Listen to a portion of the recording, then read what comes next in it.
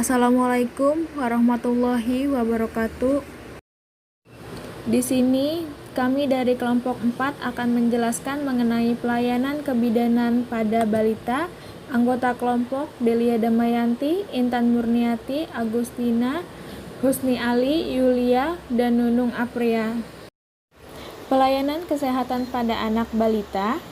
5 tahun pertama kehidupan, pertumbuhan mental dan intelektual, perkembangan pesat. Masa ini merupakan masa keemasan atau golden period di mana terbentuk dasar-dasar kemampuan keinderaan, berpikir, berbicara, serta pertumbuhan mental intelektual yang intensif dan awal pertumbuhan moral. Pada masa stimulasi, sangat penting untuk mengoptimalkan fungsi-fungsi organ tubuh dan rangsangan pengembangan otak, upaya deteksi dini dan gangguan pertumbuhan dan perkembangan pada anak usia dini menjadi sangat penting agar dapat dikoreksi sedini mungkin dan atau mencegah gangguan ke arah yang lebih berat.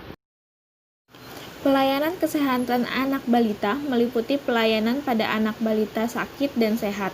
Pelayanan yang diberikan oleh tenaga kesehatan sesuai dengan standar yang meliputi: yang pertama, pelayanan pemantauan pertumbuhan minimal 8 kali setahun yang tercatat dalam buku KIA atau KMS. Pemantauan pertumbuhan adalah pengukuran berat badan anak balita setiap bulan dan tercatat pada buku KIA atau KMS. Bila berat badan tidak naik dalam 2 bulan berturut-turut atau berat badan anak balita di bawah garis merah, dirujuk ke sarana pelayanan kesehatan. Yang kedua, pelayanan pemantauan pertumbuhan minimal 8 kali setahun yang tercatat dalam buku KIA. Nah, berikutnya itu ada pemberian vitamin A dosis tinggi 200.000 IU 2 kali dalam setahun. Keempat, kepemilikan dan pemantauan buku KIA oleh setiap anak balita. Dan yang terakhir adalah pelayanan anak balita sakit sesuai standar dengan menggunakan pendekatan MTBS. Adapun jenis-jenis pelayanan kesehatan pada balita, yang pertama adalah KMS, yang kedua pelayanan posyandu, yang ketiga pelayanan imunisasi, dan yang terakhir adalah konseling pada keluarga balita. Analisa pernyataan dari pelayanan kebidanan pada balita dengan kompetensi inti bidan. Yang pertama, bahwa balita yang diperiksa di puskesmas, posyandu atau rumah sakit telah memenuhi standar pelayanan kebidanan. Dan yang kedua, bidan yang memeriksa telah memenuhi area kompetensi bidan di mana nantinya akan tercipta pelayanan yang berkualitas.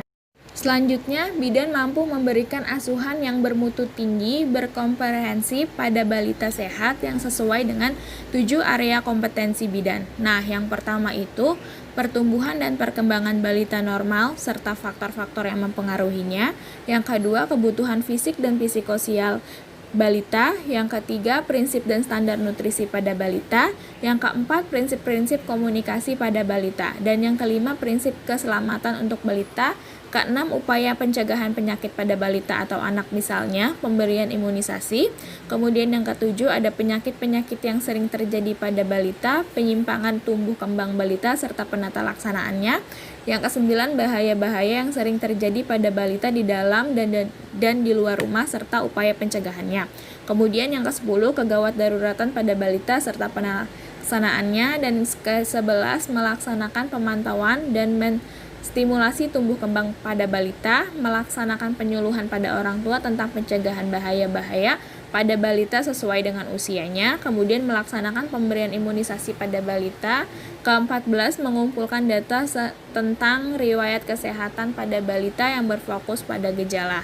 Kemudian yang ke-15, melakukan pemeriksaan fisik yang berfokus mengidentifikasi penyakit berdasarkan data dan pemeriksaan fisik. Yang ke-17, melakukan pengobatan sesuai kewenangan, kolaborasi, atau merujuk dengan cepat dan tepat sesuai dengan keadaan balita. Nah, yang ke-18, menjelaskan kepada orang tua tentang tindakan yang dilakukan. Yang ke-19, melakukan pemeriksaan secara berskala pada balita atau anak sesuai dengan standar yang berlakunya. Dan yang ke-20, melaksanakan penyuluhan pada orang tua tentang pemeliharaan balita. Ke-21, tentang tepat sesuai keadaan balita anak yang mengalami cedera dan dari kecelakaan. Dan ke-22 yang terakhir adalah mendokumentasikan temuan-temuan dan intervensi yang dilakukan. Cukup sekian pemaparan dari saya, kurang lebihnya mohon maaf. Wassalamualaikum warahmatullahi wabarakatuh.